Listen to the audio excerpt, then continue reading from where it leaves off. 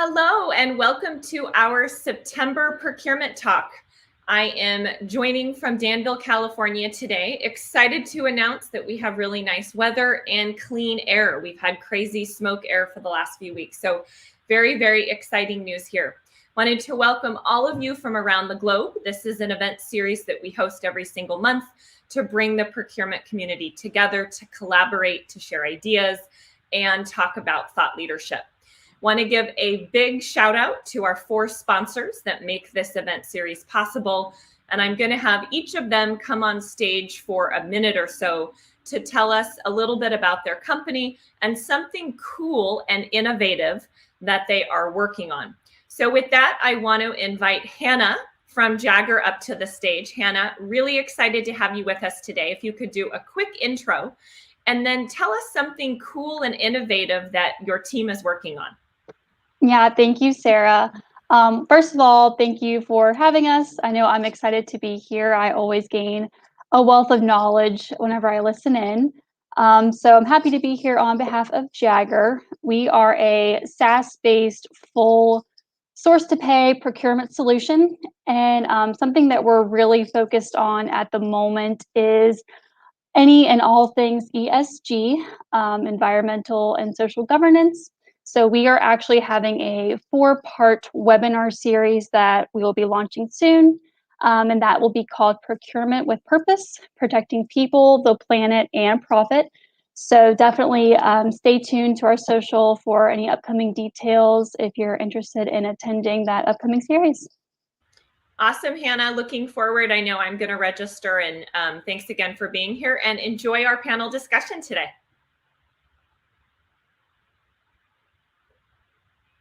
All righty. Next up, we have my friend Eric joining us from New York today. Eric, it looks like you've got some decent weather. Really excited to have you. Yeah. Want to thank Rapid Ratings and the team for being a sponsor, and would love to have you introduce yourself and tell us something cool and innovative that your team is working on. Yeah, thanks, Sarah. Yeah, it's still in the 80s in New York, so it's great. So yeah, we're Rapid Ratings. We're a SaaS-based algorithmic system enabling financial health and transparency and predictive insights between procurement or supply chain risk managers and their suppliers. So we're transforming the way teams manage enterprise and financial risk on both public and private companies. So something that we're innovating on is our FHR network, where clients can invite suppliers to self-rate and share their financial health rating, do it once and share it with many. So really glad to be here, and always learning something on the Ptalks every month. So glad to be a sponsor and enjoy today's panel. Awesome. Thanks for being with us, Eric. Alrighty. So a couple housekeeping notes, and then I'm going to introduce our moderator, and we are going to get to the main attraction, which is our panel discussion today. So there is a chat function in the LinkedIn Live, and I see we've got some comments coming in, which is really awesome. So do not be shy. Would love to have everyone tell us where in the world you are joining us from today. And then our topic for today is upping the ante, how procurement is adding value. And so if you have a question for the panel, a comment, or a story that you would like to share, please put those in the comments so we can communicate those with everybody that's joining with us today. This is also being recorded and will be made available immediately after on LinkedIn, on YouTube channel, and on other social media platforms. So if you're not able to stay for the whole thing, or you have colleagues or friends that you think can benefit from the discussion today, we will have that recording available. I do see that one of our other sponsors was able to hop on and join us. So hello, Ken, welcome. Glad to have you here joining us from SoCal. We'd love to have you quickly introduce yourself and tell us something cool and innovative that Worldwide Services is working on. Yeah, hey, Sarah, sorry for the delay. I was having some issues today. I don't know what's going on in this crazy world today, but glad to be part of it. Can you hear me okay and everything? Yep, you're good. Perfect. So, hey, this is Ken Bobrick, Southern California. I work with Worldwide Services. So we are in the market of saving people money on their IT infrastructure. So if you have a storage, servers, switching, routers, anything of that nature that's from any OEM that has kind of run its course with the OEM, and you want to do an alternative maintenance solution, that's where Worldwide Services steps in. We're kind of that behind the scenes company that helps you with your legacy equipment, if you will. So, and we also buy and sell it. So, I mean, anything of that world. So we touch on the network side of it. And of course, the network guy couldn't even get on this webcam. Totally, right? So don't buy my network at home. So, and no, I see, Ken, you're kind of a sports guy. We got some memorabilia behind you. Oh, man, I can tell you these next 17 weeks are going to be the best weeks. I mean, I just love the NFL. I loved last night's game in Las Vegas. I thought it was like a concert. I don't know if any of you watched it. It was wild. I have to go to Vegas to see the Raiders. But, yeah, I'm a big Seahawks fan, and, man, I loved what they did in Indy. So, you know, I'm excited, as I always am. So, awesome, Ken. Great to have you with us today. Okay, sorry again for being late, but I'm here. Alrighty, so with that, I am going to introduce our panel moderator today. It is a very, very good friend of mine. Her name is Zhang, and she is actually joining us from Canada. We've actually got quite a representation from the Canadian procurement community today, which is really, really awesome. So a couple fun facts that I want to share with you about Jane before I bring her on stage. So first, she is a Scotch fanatic. So her favorite distillery is a company, and I may butcher the name, it's called Talisker, and she plans to take a trip back there one day to restock her supply. Jane loves paddleboarding, and she has an inflatable paddleboard that she takes hiking with her when she goes to obscure lakes. And Jane has completed over 100 scuba dives. She absolutely loves diving, although she's a pure vacation diver and avoids cold water whenever possible. So with that, I want to welcome Jane to the stage. So Jane, thank you so much for moderating and being here with us today. Absolutely, absolutely. Thanks for having me, Sarah. All right, so with that, we're going to bring all of our panelists up on stage. I am going to mute myself, Jane, and let you take it away and have a really interesting conversation for the next hour. Fantastic. Thanks so much, Sarah. First and foremost, you know, as the co-founder of Edge Sourcing, we are a specialized managed procurement services provider in the industry for Canadian services. And, you know, procurement and the Ptalks is always an awesome event for us to attend. I am super excited because I know I've had some interaction with some of our panelists, and I did get the pleasure of meeting our panelists earlier as we were preparing for this event. And I have to say, you guys have an awesome lineup today. I will not steal their thunder. I will let them introduce themselves before they answer each of their first questions. But we are very, very excited to be gathered here today to be able to bring you some awesome expertise and stories from these experts and all of the knowledge that they've gathered. So first and foremost, I mean, we've all been living through this COVID pandemic for a while now, and you know, the virtual world is nothing new to any of us at this point. But the pandemic has brought us a lot of very interesting challenges. With us being over a year into the pandemic and really looking into the future, I really wanted to take the opportunity for us to collectively reflect on the last year and a half and to really look at, you know, some of the challenges that you guys had experienced. And I'd love for you guys to be able to share some of the stories and maybe some of the challenges that you guys encountered. So Dana, why don't we start with you? And I think the question we have for you is, what were some of the toughest challenges that you actually found yourself facing in 2020? Sure. Thanks for handing it over and making me first to go. I am Dana Small. I'll just give you guys kind of a brief background about me. I'm Associate Director of Strategic Sourcing in charge of commercial, professional services, HR. I've got a long history in pharma, about 20 years. I've been doing strategic sourcing procurement for around 15 years, I think, 10, 15 years. In the finance. And I also have a blog, a business blog, and I also have a podcast called MarPro for marketing procurement professionals. But back to your question. So what were, I think you said, the toughest challenges? So for me, there was a huge reduction in spend in some of the categories that we managed. So for us, like travel, right? Some kind of the obvious ones, travels, meeting expenses, things of that sort. And with that reduction in spend and the unknown of when are we going to be able to travel again? When are we going to be able to, have on-site meetings and have those certain type of expenses come back? It's been really hard for us to negotiate with some of our suppliers. When you think about an airline, or you think about rental cars, or even hotels, to be able to go and sit down with them and negotiate, you have zero leverage because you just don't know, what the future holds. And I think a lot of us are guessing and hoping. But just recently we found out yesterday we're not going back until next year. So things are constantly changing. And I think that has been one of the hardest things to deal with, is not having a clear indication, or at least a general indication of which way we're going and how much we're going to spend. And it really just limits us when it comes to negotiations and other things. I can absolutely relate to that, Dana. We just closed out a travel credit negotiation with some of the airlines for one of our clients. Yep. And it is an incredible task to negotiate a travel credit with an airline company that has really suffered through the course of the pandemic. So I can absolutely relate to that.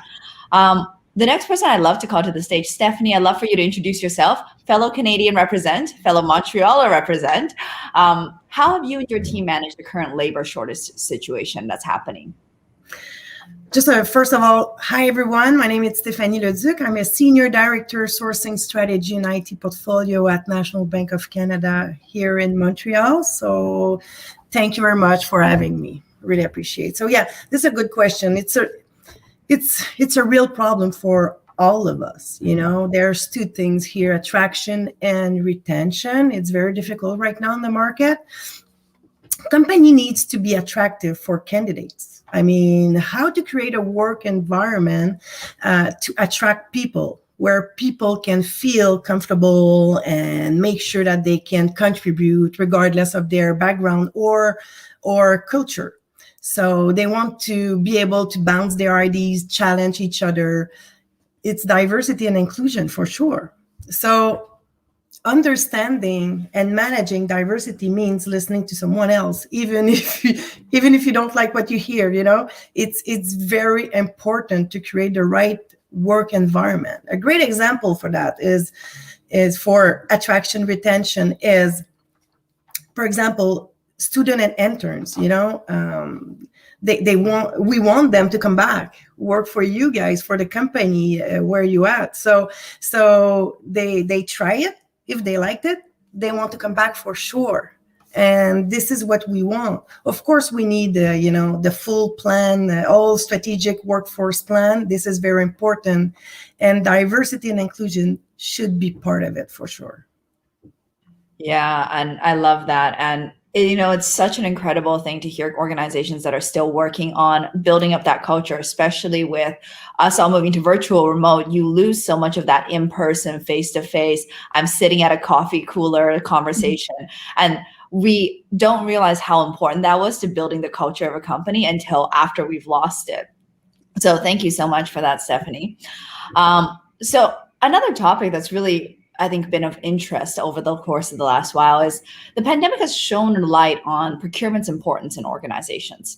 And, I think we have some awesome stories from you guys of how your team has worked together with organizations during and throughout the pandemic to really demonstrate value. So Opie, I'd like to invite you to introduce yourself and then maybe share with us a little bit how you and your team are adding value to your organization. Thank you, Jane. I'm Opie Gahunia. I'm the Director of Global Indirect Procurement at Belden. I'm also based in Canada as well, too. So here we go. But Belden's got a global presence. So I think depending on the requirements for regional specifics for each of the locations, it kind of varies. But I think overall, I think the pandemic has kind of shown that, procurement professionals are not just traditional. I think we've had a stereotype where we're really focused on cost savings, and that's kind of what all we do. I think one of the important things that the pandemic has shown light on for procurement professionals is that we're more than that. I know specifically at Belden, when we were in the midst or right at the beginning of the pandemic, we were looking for alternative sources for, a lot of our machinery and equipment comes from Europe, and we weren't getting that supply of spare parts and whatnot. So getting alternative sources for that, working with our suppliers to get drawings for those parts and being able to source them locally. And I think it really came down to, risk mitigation and trying to keep our factories running. So I think really that's kind of something I've learned for sure throughout the pandemic, that definitely we need to look at more than just cost savings. We kind of look at total cost of ownership, and then really risk mitigation for the future. That's awesome. Thanks so much for that, OP. And I think that is such a important thing for us to remember, and for our businesses to start to realize that, procurement, we're about creating value. We're not just about, slicing that dollar and squeezing that extra 10%, despite whatever reputation we may have in the marketplace. And I think over the last year and a half, we've really seen a lot of really great business partners start to recognize that and start to work with us to say, okay, what else can we do? What else can procurement bring to the table? So it's fantastic.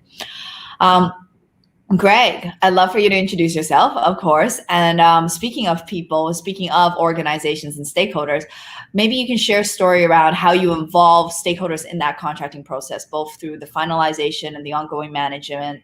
And if you were able to really use the contracting process to really drive an advantage in the ongoing stakeholder relationship management side of things. Sure. Thanks, Jane. Good afternoon, everyone. My name is Gregg Bass. I'm the Director of Spend Management with Rent-A-Center. I have been in sourcing longer than 20 years now. I actually went to school for this. I know a lot of folks kind of find their way into sourcing and procurement, but this is what I always wanted to do. I enjoy the field, and in terms of the pandemic, both myself and my team, we've probably had a bit of a different engagement than a lot of the folks on the call.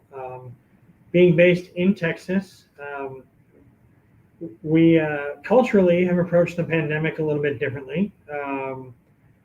So I've actually been back in the office since July of last year, which has been a different experience. And the other challenge for us is actually our demand, our customer demand, and our sales and our revenue really hit all-time highs as we went into the pandemic.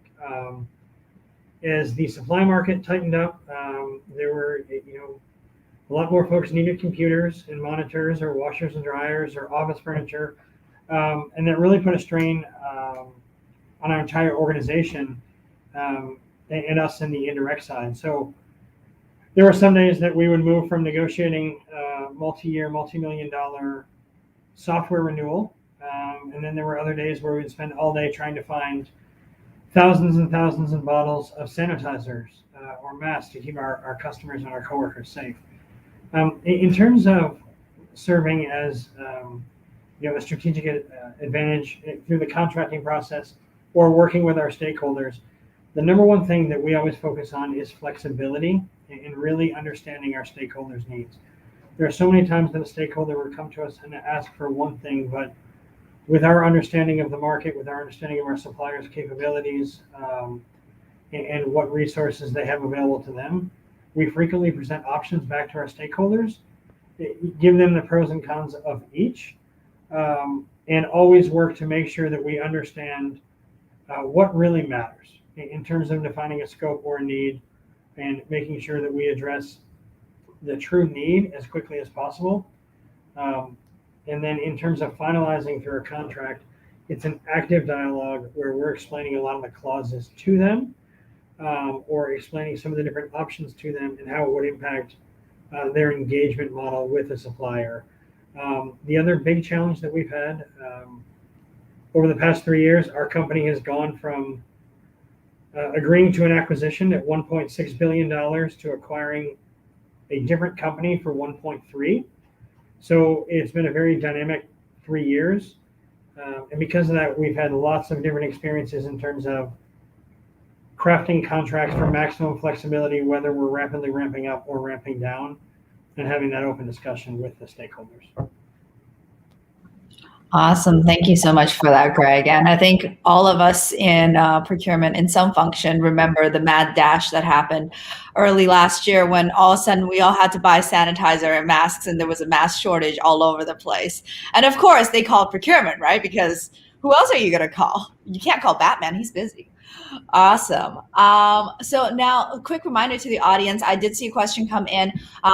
We would love to have you guys share. Definitely do comment in the chat if you guys have any questions for this team now that you've met the great speakers that we have for you guys today. We will be inserting your questions here and there, so don't worry. Once you send it in, I will see it, and we will ask as part of certain points in our agenda. So it will get covered. So we do encourage you guys to definitely share questions if you have any for specific individuals or for the general team.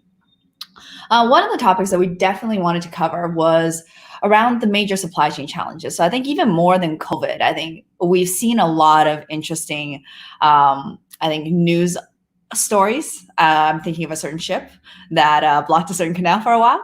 And there's been definitely a lot of major supply disruptions that have shifted, I think, the common role and the common public opinion of the role of procurement. So I'd love for you guys to speak a little bit more on this topic and what you've seen. So OP, one of the questions I have for you is, do you really think that the perception of the procurement professional is changing or improving in any way throughout this last year and a half or throughout the last period of time itself? I think the answer to that question is kind of both yes and no. I think first from the yes side, I think C-suite executives, I think definitely, I think their perception has changed. I think, specifically talking from my perspective and Belden's perspective and some other colleagues, I think we've really stepped up to the plate here during the last year to really drive, more things than just cost savings, like I kind of mentioned earlier. And I think we've been tasked to do so much more, and the expectations, I think, have been set now for us kind of going forward in areas like corporate social responsibility, innovation, measuring value risk, as well as supplier management, supplier relationship management. So I think from that side, I think it's a yes. I think where we have some more work to do, where it's always a little more difficult, is everyone else in the organization. I think they really still perceive, or they don't get a chance to see what procurement professionals do. It's just more or less, hey, we need something, go get it for us. And they don't see all the work behind it. But I think, as we work with the individuals within our organizations, I think it's important to kind of advertise exactly kind of what we do, and improve that perception. Whether it's, hey, I was able to source something locally as opposed to getting it from overseas, and reduces your lead time, or, you may be paying a little bit more, but, from a delivery standpoint, we have somebody local that can service it, or whatever. So there's a lot of different ways we can try and come up with a solution to try and, provide service to the folks in our organization. And I think it's important that you take every opportunity to try and advertise that, not only to that particular person, but other stakeholders in the organization, to show them, hey, this is what we can accomplish if we kind of work together, or we have buy-in from those stakeholders. Fantastic. And I definitely agree with you. Among our many, many hats in procurement, negotiator, junior lawyer, project manager, project analyst, business requirements analyst, we also have to be internal sales, right? We're selling our services internally and trying to get our internal clients to buy in and want to work with us. So I think that's part of what makes the role so exciting. That's part of what I love about it. And it's also part of what makes it so challenging. Stephanie, when we look at the last year and we've seen all of this supply risk disruption, we've seen a lot of suppliers really where organizations were very heavily dependent on one supplier, or a specific group of suppliers. And when disruption occurred, there was a lot of disruption to the business operations themselves. So why do you think supplier risk management is so important, and how do you guys manage it? Managing risk means, first of all, identifying what can go wrong in advance in your relationship with suppliers and having a plan in place to deal with it. And failing to do this could generate some surprises, unwelcome surprises. So why it's so important? Because suppliers' risk management framework provides visibility into all aspects of suppliers' risk. It ensures that suppliers meet requirements by continually monitoring them and can help mitigate the risk through a good governance in place. So it also can track which supplier may be affected in terms of financial, environment, regulatory, legal risk, for example. So supplier risk management plans should address all the different areas where suppliers' issue may arise. These stages can include onboarding with new suppliers or existing one. This type of risk management can drive efficiencies and reduce expenses also. So to monitor every supplier allows an organization to assess which of their suppliers can have the greatest impact on their business and potentially prevent disruption in the flow of business operations. This is what I think. Yeah, and absolutely agree with you. When we see businesses that are over-reliant on one critical supplier, you really do open your business up to a very large disruption risk if that's anything should happen to that supplier. So it's very, very critical for us to take on the role of supplier risk management. I want to take a quick pause. We got an audience question. I love this question because we always get it when we talk about negotiations and when we teach negotiations to our clients and to our classes. How do you guys negotiate when you have no leverage? And Dana, I'm going to throw this question over to you because I think you mentioned that you have suffered through a lot of that over the last year. Yeah, I have had to suffer through a lot of it. But what ends up happening is, or at least I found in my experience, you end up getting really creative. And I think when you think of procurement and negotiations, you don't normally think creative, but I think this is an area where it allows you to think of other solutions, being able to, whether it's terms, whether it's payment terms you can negotiate with, whether it's other business terms, SLAs, you can kind of adjust, right? So I think there's enough business terms typically that go into most contracts. You can try to get to be a little bit creative with those and negotiate, maybe a longer contract, 3 or 5 years. And maybe just other things, taking out penalties if you have penalties. This way, everybody is kind of a win-win, right? In a sense that at least you get something and they get something back in return to try to be able to either maintain those costs as flat or, kind of keep them below percentage. But that is just how I typically try to handle it. Even things like tiered rebates, knowing that, volume could increase and then it would be beneficial for everybody involved. Absolutely. And I think that's so important, that adaptability and that flexibility to look and think outside of the box, because sometimes we get put in that position where we really have to think of outside the box. OP, do you want to add on anything to Dana's response there? Any of your own experiences?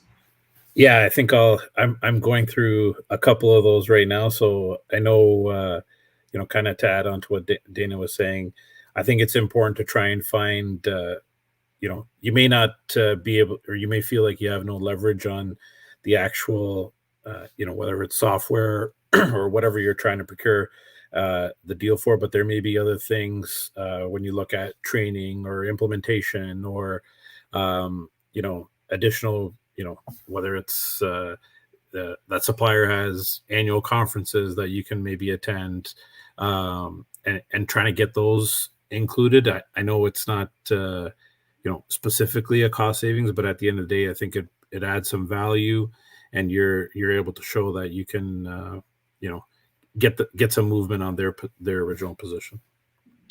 100%. And I think, when you think about total cost of ownership, that's why it's so important to look at that. It's, the training to a supplier might actually be absolutely zero cost to them, or at the very least something that they actually even want to encourage you to do, because it makes you more of an expert and it lowers their regular maintenance and tickets costs. But it's something that, you know, for your team brings a lot of value. So I love that. Now, when we think about working in procurement, and I'm sure many of our audience members actually relate to that, we're often challenged with getting a seat at the table to demonstrate our true value. So I'd love for you guys to share maybe some of your past work experience or examples of where you've been a little bit challenged in getting into that space. So Greg, I'm going to throw it over to you and have you share maybe an example of a time where the stakeholder was very dead set on a solution. You know, we've all been in that situation. It has to be Joe up in Bolden, no matter what, can't be anybody else. So even though you were pretty sure there was a better way to address the need, how did you share the information with them? And even though you could have been seen as going against their original strategy. Sure. You know, I think you said it well, Jane. You know, we are internal consultants. We are internal salespeople and sourcing professionals, especially on the indirect side, you know, which I currently sit in that space in the organization. If we're not providing an immediate ROI to our stakeholders or value to them, they can do their jobs without us. And that's pretty humbling. So we always keep that in mind when we work with them. We don't hand out a lot of edicts or, you know, say things, thou shall, but we always encourage them to trust the process. And it's a big sports phrase. You know, but the number one thing that I encourage our executives is just trust the process. In roughly 2 years ago, we went through a major initiative where at our 5,000 retail locations, we moved on from our historic data connections, and we had a pretty strong vision as to the solution and the supplier that we wanted to use, both for the network replacement and for the connectivity. So my approach there, rather than just entering into a direct negotiation with no leverage on an area that was measured in millions of spend, was really just to encourage them to work through the sourcing process. I thanked them for identifying their strategy so clearly, and, you know, promised them that no matter what, we would absolutely lead our engagement with the contact of each of those suppliers for connectivity and hardware. As we went through the process, you know, the 6 or 7 step process, whichever your organization prefers, we had a lot of learnings along the way, and by understanding their needs and what mattered to them around connectivity speeds, around latency, around security at the edge, we ended up going a completely different direction on both the connectivity and the hardware. It was a bit shocking because it was, in both cases, a supplier that had a very strong relationship in the past, but it was a big shift. But through the learnings, like I said, through the process, it became the obvious choice. And again, the other thing that I stress to my stakeholders, I never ever make decisions, but it's my job to put together the presentation so that they make the right decision. But we provide recommendations. 100%. And as a, you know, management consultant in procurement and sourcing, I can tell you that it's very much the same thing, even when you are the supplier in that scenario versus a direct procurement team member. So it's, I think that is the approach we have to always take to help enable our business clients and our business customers to make the right decisions and empower them with the knowledge and the information. But, you know, thinking about the last while, we've actually had a really great success, I think, in actually getting a seat at the table. So there's been organizations, and Dana, I know yours is one of them, where you guys have a very strong procurement organization. But now that you have that seat at the table, what can you guys proactively do to ensure that the business continues to see those process efficiencies and the savings so that they keep you at the table, they keep you as a trusted advisor, and they go to you continuously for support in all aspects of business? Yeah, so I think one of the cool aspects of our job is actually bringing new technology and bringing new solutions to the business, right? They've got their day jobs, and I think, you know, procurement is an extension of their team. We can do all the legwork, we can do all of the research and background and save them a lot of time up front by, you know, watching the capabilities presentations ourselves, doing the assessments, things of that sort.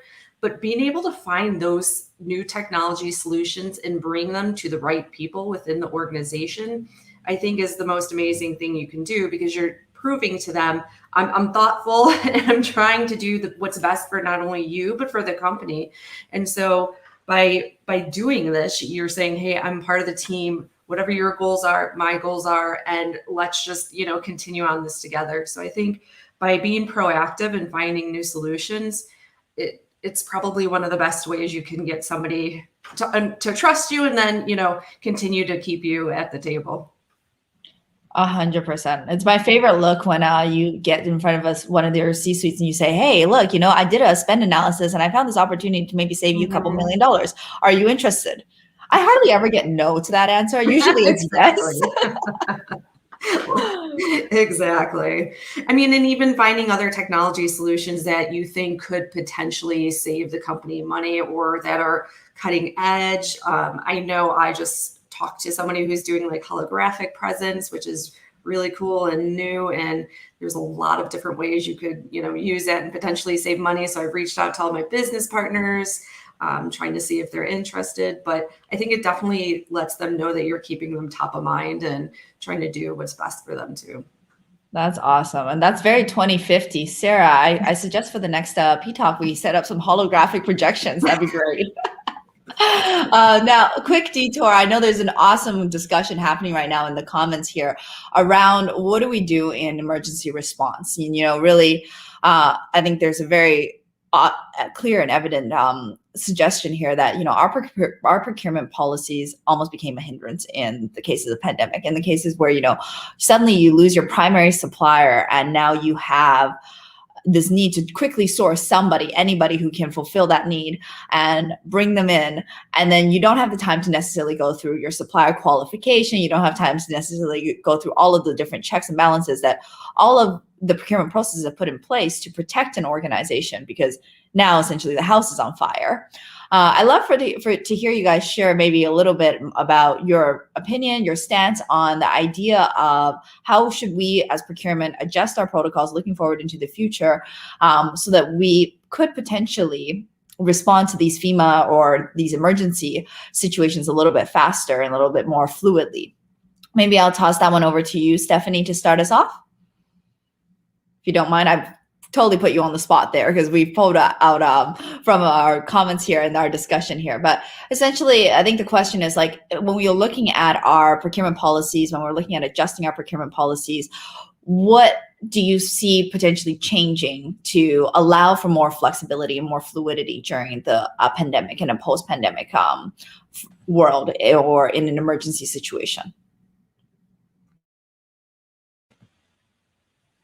It looks like she can't unmute. Oh, she can unmute. Okay, well, Opie, Dana, would either of you like to take that question? I mean, yeah, I can talk about it a little bit. I think a lot of times people don't think procurement, they don't think, risk management. And I think that's one of the key aspects of part of our job is that we do have good policies and procedures in place. Whether it's inventory or suppliers, to have that category strategy to say, okay, we have our primary, but in case of times, we know we can go to our secondary or, another alternative. If not, we can then work with maybe an incumbent supplier and get them to produce it.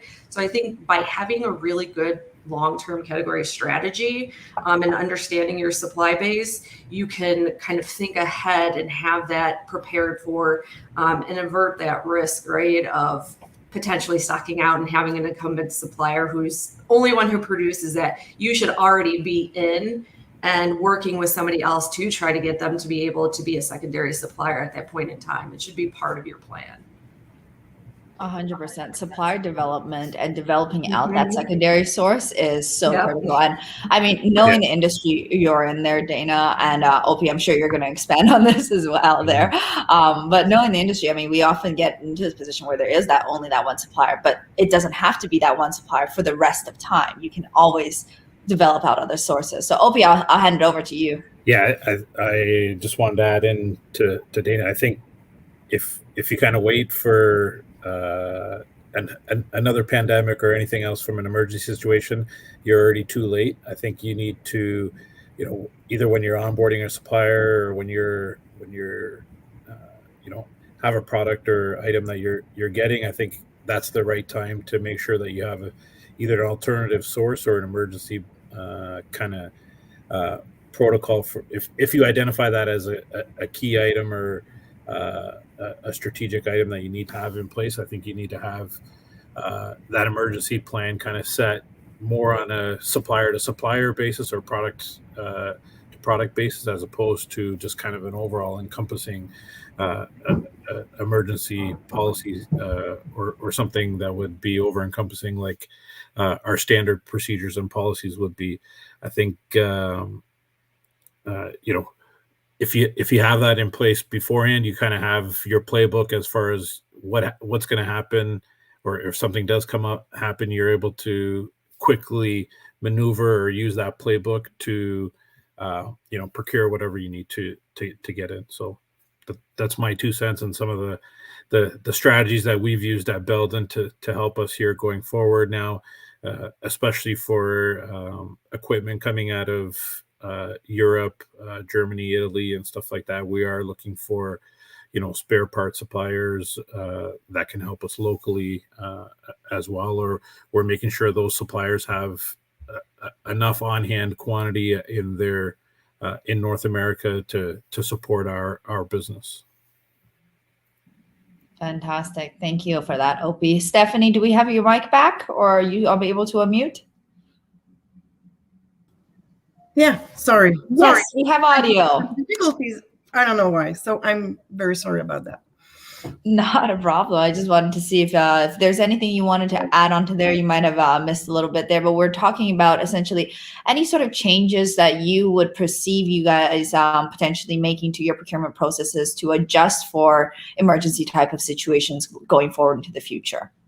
We have, of course, we can manage emergency through, every time we have emergency on a regularly basis, outside of the pandemic, so we have, we need to adapt. We need to push everything. And then of course we work with legal, we work with security, we work with a bunch of other team at the bank. And it's very, very important that every team is tied together and look at in the same direction and make sure that, there's an emergency, and then can we please work together and make sure that, we can have a contract in place in I don't know, a few days or whatever it is. We need, so here at the bank, it's easy to do it. We are used to it, so it's okay. But of course, we need policy. There's always a strong policies with a lot of pages, and then we follow this usually almost of the time. But there's also other situation that that we should take care of it outside of the long process, and then we are used to it. So we manage this very carefully because security information, and then few steps are very, very important. We can miss it, but other than that, so we have to manage this through an exception. And I love that answer, because you're so right. Living in the procurement world, we've always had fires. We've always had emergency fires, always had things turn up and it had to be done yesterday. It's just we seem to have seen a lot more of that happen over the last year, but I think we have definitely seen it continuously throughout our entire profession. All right. So to close us off, I consider myself a glass half full kind of person. I'm a bit of an optimist. I think, looking into the future, it looks very bright for procurement. We are going to come out of this at some point in time. There is going to be a new normal once we emerge, but I look forward to the day where, Dana, you were saying you're an extrovert. I'm an extrovert as well. I look forward to the day where we can once again be in the office again. Greg, I'm very jealous of your current office presence. And, I'd love to hear from each of you on your view of the future. So, Stephanie, maybe I'll let you start off, because I know you've got a hard stop in a little bit here. But how would you, looking into the future of procurement, how would you redefine that? What does that look like for you? For me, future of procurement is process automation and artificial intelligence. This can help procurement department uncover information and data in ways that humans have a little bit more difficulties. So the real value of automation and data analysis is not how fast the information is collected, but how strategically is organized, implemented, and accurate.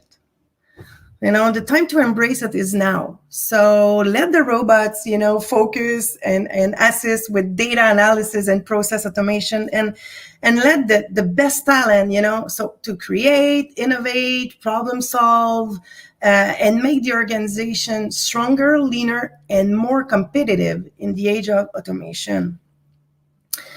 As I mentioned, it's with a culture that embraces rapid change, experimentation, innovation, new technology will create competitive advantage for sure. But don't get me wrong, we will always need humans, because procurement will remain a corporate function with build a strong relationship and knowledge, and powered by man as well as machine. We need both. We need both, actually, but focus on the right things. So. I love that. And, I'm a big fan of, an Excel spreadsheet full of data. I think just as every other procurement nerd out there is, but I definitely agree with you. Let the tech do what the tech does best, but you definitely need people, because the tech is ultimately just a tool. OP, maybe you can share with us a little bit from a leadership perspective. How can procurement leaders improve the perception an organization has on them and their team? And what does that look like when we're looking into the future here? So I think it's imperative as a procurement leader, or, as your team, you try and build out your team, and you try and be viewed as a trusted partner or advisor, like how you and Jane and Dana mentioned earlier. I think it's almost like in your personal life, when you're about to make a big decision, or there's something that you maybe not understand, you run it by a friend, whether it's over a beer or a Talisker. I'll throw that in there for you, Jane. But basically, you're looking for guidance from somebody that you really trust. I think procurement teams, or kind of what I like to do, is try and be reliable for the people in the organization, be predictive, and building credibility with stakeholders. I think to do that, you got to align yourselves with the right people in the organization. As far as gaining their trust, it may start off with something small, like you save them a couple of $1,000 or something like that, or but I think all these small little wins that you may have, it gains or it builds that trust between you and the stakeholders, and they'll go and tell their colleagues, hey, OP saved me X amount, and I didn't think I was going to get anything. You never know when that next big deal or would come up, and that it's a game changer. I think we have. I think as a result, you get more opportunity to build supplier relationships with that, and you basically can deliver additional value, and kind of building that trust and meeting the expectations of C-suite executives. I think it kind of gives you the best of both worlds, and you're kind of bridging the gap between people's perception of you and what you're actually delivering. So I think that's kind of the path to improving the perception and being able to deliver value beyond cost savings from my side. I love that. And I love that, you say there's no project that's really too small, right? You deliver on some of those small projects. You deliver on some of those things that are complete pains in someone's behind. I'll put it that way, because we are streaming live. And all of a sudden, your next project comes on and you just hit your entire savings target for the entire year, right? And you've never even thought that project, you never knew about it, but they know about you, so they bring that forward, and I think that's amazing. I will add on to that, OP, I'm always happy to have a virtual Talisker with anybody who wants to chat procurement, because I am a big procurement nerd. All right, Greg, maybe you can provide our audience with some advice on how to work at overcoming the challenges with working with stakeholders that don't see the value in working with sourcing. Unfortunately, we still live in a world where there are still folks who don't see that value. I know, shocking. We don't understand how that can possibly be the case, but there's definitely still those departments out there, and there's still folks who don't see that value necessarily. So maybe looking into the future, what are some things that we could do to help overcome that challenge? It is shocking because, for folks like us, we know the value that our organizations can provide and how we can help eliminate cost or improve processes or redundancy. And we also know that depending on a company's margin, for every dollar we save, that's 10 or 15 less we have to go sell. So I think we live in an incredibly critical function. So the number one thing that I do, and this goes against my core as a sourcing professional, I do not talk to stakeholders about savings.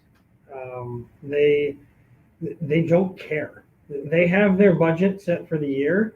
Now, our CEO, our CFO, we will have that conversation all day long. But our operational leaders, if they can, there's the old adage that no one was ever fired for hiring IBM. So if we're going to go in and select a less than based on price, it's a losing battle.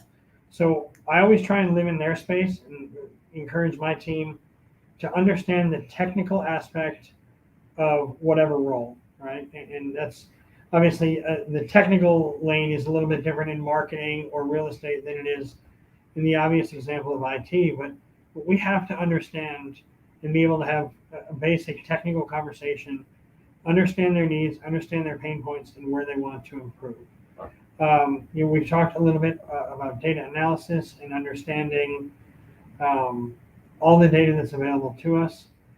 One of the things I love about sourcing is it is a rare job that is 50% science and 50% art. And you have to do your homework in the science to be able to influence the art. So we have to become experts in our spend. We have to know our numbers inside and out, better than our stakeholders, better than our suppliers, and the relationships of how they're connected. Whether it's number of stores influences these suppliers or a security event influences this sort of spend. But to the extent we can, we live in their world. And our number one sourcing metric as a team is the number of events executed per year. Savings is secondary. No, and I absolutely love that. Putting yourself in the shoes of somebody else, because at the end of the day, you are acting as a support function to an organization. We are supporting our business units. We can close the contracts, we can sign the contracts, we can have amazing supplier management programs. But ultimately speaking, when the server goes down at 3 a.m. in the morning, it's not us picking up the phone to call that supplier. It's somebody else. And they're the one that's going to have to work with that supplier. And they're the ones who really want to make sure that that supplier picks up at 3 a.m. in the morning and send somebody out to service that. So I love that answer. Quick reminder to the chat here. If anybody has any questions, anybody has any additional questions, please do send them on in. Otherwise, we will probably close a little bit earlier than planned originally today. But before we get into that, Dana, one thing I definitely want to hear from you is, as we're looking into the future, we have our standard savings. We have, cost avoidance, we have cost reduction, we have all of these things. But when you're talking about getting creative, when you're talking about, really looking to the future, what are some things that you would recommend sourcing professionals to really think about to create those additional savings? Yeah, so it's very interesting given the last kind of message that he kind of gave, and it kind of builds on that. To me, I think in marketing procurement specifically, it's very much based on relationship building. But I found that if you can build those relationships elsewhere, that is what really can allow you to then implement and gain their trust to be able to do and approach big ideas, right? You want to maybe consolidate the supply base. Maybe you want to throw a new supplier in the mix. Maybe, you want to go to zero-based budgeting. You can do those things a lot easier if you've already have that, built in. So for me, the one thing that I found is best is just building those relationships, right? I mean, and marketing it really is key, but I think, other areas don't focus on it as much. But I think having that skill set and being able to do that definitely can make a difference when it comes to trying to implement huge ideas, or, trying to take them in another direction, or, just persuading them to think kind of outside the box. Absolutely. And I think that's fantastic, Dana. Stephanie, thank you so much for joining us. I know you have to drop off a little bit early, so really appreciate the time that you've taken with us today. Thank you very much. Really appreciate. Have a nice day. Bye-bye. So we did have a question coming from the audience here. So are any of the panelists here using AI in your daily workload? So with regards to augmenting tactical activities to enable more value added activities. So Greg, maybe I can let you take that and start us off. Yeah, happy to. Melissa, that's a great question. We're not actually using AI in our daily sourcing role, but we are using that as part of the management of our stores, our retail locations, and have really, really sophisticated and complex databases that are running a massive decision engine for us. So, if you were to go into a Rent-A-Center location or one of our other owned brands, we don't pull credit, right? But we have a number of databases that feed into this AI engine that we run, that in less time than it would take to run a credit report, based on your name, zip code, and last 4 digits of your social security, we have a model that, as we move to this, has led to better decisions and lower risk than off of a traditional historic credit pull. I will also say that as someone who has been involved with a lot of the negotiations and the contracts for these platforms, they are not cheap, but they are worth every penny. Don't tell the suppliers that, though.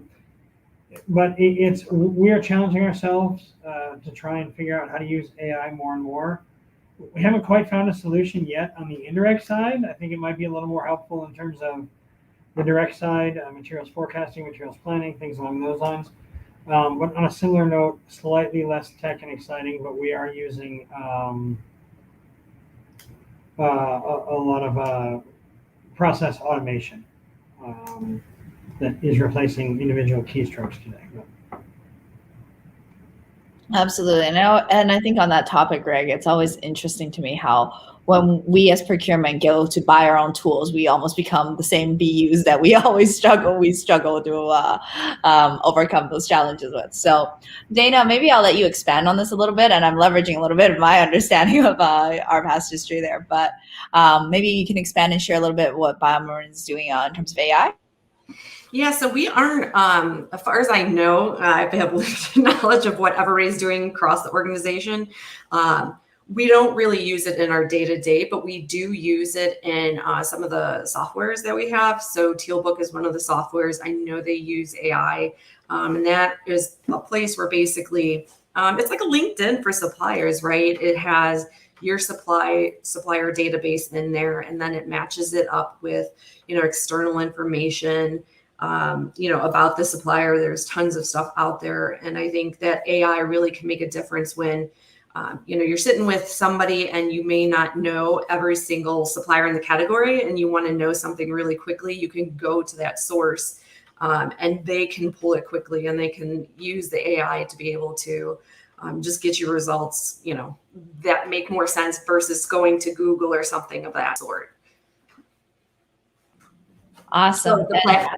So it's Tealbook, and it basically is a supplier platform tool that we use. Initially, I rolled it out globally so that anybody could use it, so anybody has access to it at our company. But actually, the sourcing and procurement functions are the ones who obviously we use it the most, right? Always looking to find new suppliers. And the cool thing about it is you can put not only your vendor master in there, you could put contracting data, your spend data. And when you go there, it provides you with a bunch of information, not only that you put in on your vendor master, but from externally, like I know they recently did supplier diversity. I think there's a new one with EcoVadis that they have done. There's some really cool things that you can go if you're looking for a small diverse supplier, if you're looking for one that's green, you can go in and do that. Or if you just want to maintain your supply base, you can go in and quickly find it and see what's trending. Oh, why are we, I'm not going to suggest this supplier because I see the spend just dropped off dramatically. Let's find out why, and maybe we shouldn't include them in the next RFP, right? So the platform's pretty cool. We've had it for a while, but yeah, they definitely use AI, and I think it really sets them apart. That's fantastic. Thank you so much for that, Dana. And again, if I don't see any other questions come in, I don't think we have any other questions. Thank you guys so much for your time, Dana, Opie, Greg. I know it's been very, very valuable for a lot of the folks on the line here. I think judging from some of the comments, I'm really loving the positive comments that we're getting from some of the BUs that work with procurement. So I love that. Always love that, to hear that we are still getting that positive reputation within organizations. And I think with that, I'll pass it back to you, Sarah, to close us out. Awesome. Thank you so much, Jane, for moderating. Dana, Opie, Greg, and Stephanie, I appreciate you guys taking time out of your day to share your thoughts and wisdom. I think it's really important that as a community, we continue to collaborate and share ideas and network. We sometimes get stuck in our spreadsheets and in our home offices, and it's important to know that there are more people, procurement nerds out there like us, and to make friends and expand our network. So normally our Ptalks are the second Tuesday of every month at 1 Eastern. But next month, there's the Sourcing Industry Group Conference in person in Carlsbad. Big deal, actually, to be able to see people face to face. I think Jane is going to be there. I'm going to be there. If you haven't checked it out, highly recommend go to sig.org.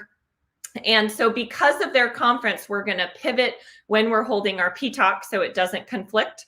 So our next Ptalk is going to be October 7th at 1 p.m. Eastern. So if you've enjoyed the conversation today or signed up for our monthly series, just know that we are making that slight pivot and change next month. So again, October 7th, 1 p.m. Eastern time. Topic for the year is upping the procurement ante, what procurement is doing to add value at their organizations. And with that, I want to wish everyone a wonderful afternoon or evening and hope to see everybody next month.